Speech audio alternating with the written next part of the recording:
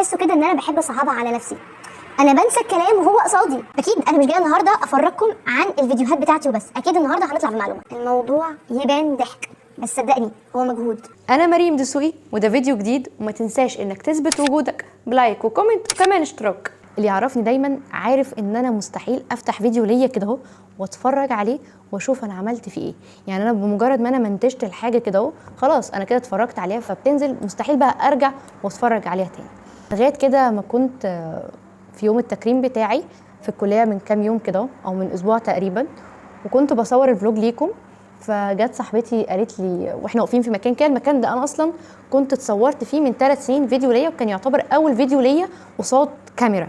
فالمهم قالت لي ما تيجي نعمله تاني، فاكره الكلام اللي قلتيه؟ فبدات اجمعه كده معاها، واللي هو صورت الفيديو فروحت واللي هو يا ربي هو انا كنت عامله ازاي او بقيت ازاي دلوقتي.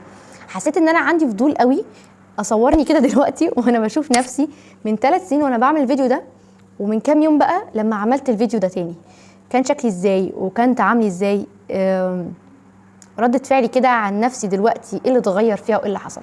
فتعالوا اوريكم الفيديو دلوقتي اللي انا صورته كان شكله ازاي، وبعد كده نرجع ونشوف الفيديو بتاعي من 3 سنين كنت عامله ازاي. يلا بينا. ثانيه واحده، الفيديو هيظهر لكم هنا على الشاشه وانا قدامي اللاب هشوف، في وقت ما انا بتفرج عليه الرياكشنات بتاعتي دي هتكون عن الفيديو اللي ظهر لكم. اكبر قرار خدته في حياتي. زوم على اكبر قرار، زوم على اكبر قرار. مبسوطه بقرارك جدا. باين. باين. كده اول فيديو شفناه عادي جدا، ده انا دلوقتي مفيش اي حاجه. ندخل بقى على الفيديو من 3 سنين، ربنا يستر انا مش عارفه كنت ازاي. اكبر قرار، زوم على اكبر قرار. استني، زوم على اكبر قرار هو مين دي؟ اولا بجد هي مين دي؟ هو بغض النظر عن ان انا كان وشي اتخن من كده، بس انا كنت ماسكه طرحه خانقه زوري بيها وكنت قلقانه ليه؟ يعني انا مش فاهمه كنت قلقانه ليه. هو مين دي؟ الحمد لله على نعمه ان الانسان بيكبر، دي اللحظات اللي بندرك فيها اهميه انك كبرت. اكيد انا مش جايه النهارده عشان افرجكم على الفيديوهات بتاعتي من 3 سنين ودلوقتي وبس، اكيد اخر الفيديو ده فيه معلومه. طب ايه المعلومه؟ قبل ما اوريكم المعلومه او قبل ما اقولها لكم، تعالى اوريكم الفيديوهات بتاعتي كده اهو خلال الايام اللي فاتت او الفترات اللي فاتت، واوريكم كل حاجه بتحصل في الكواليس. يلا بينا.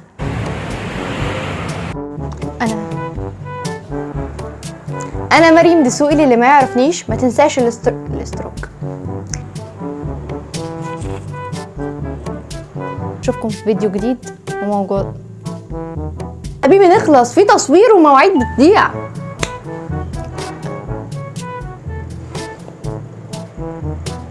اتفضل، ما تحرمش نفسك ما تحرمش نفسك.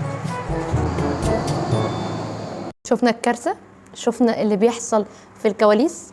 طب ايه فايده الكواليس دي وايه المعلومه اللي انا عايزه اقولها لكم النهارده؟ يلا بينا بقى اقول لكم ايه المعلومه.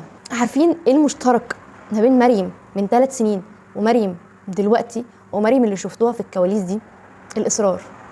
انا مش جايه النهارده عشان امدح في نفسي، انا جايه امدح في صفه عند ناس كتير وانا حاولت ان ازرعها فيا زيهم، والحمد لله انا قدرت اعمل ده وازرعها كويس فيا، وهي صفه الاصرار.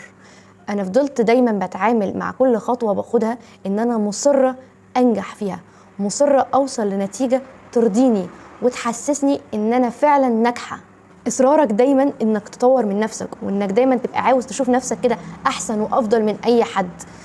مفيش حد في الدنيا هيخاف عليك اكتر منك، مفيش حد في الدنيا هيشتغل على تطويرك ووصولك للاحسن اكتر منك. فبما ان مفيش حد هيساعدك زيك في انك تتطور وتنجح وتغير من نفسك وتحط في نفسك صفات افضل عشان توصلك اسرع، فخليك دايما مركز مع ايه اللي ناقصك، ايه اللي انت محتاجه، ايه اللي هو فيك ومحتاج ان تشتغل على نفسك اكتر عشان تطوره، فيبقى نقطة جواك كده اهو كويسة تساعدك على النجاح. ما تقفش كده ثابت مكانك وما تبقاش عارف انت محتاج ايه او محتاج تشتغل على نفسك في ايه. كل واحد فينا جواه حاجات حلوة تستحق انك تطور منها اكتر عشان انت تستحق النجاح، فخليك فاكر ده.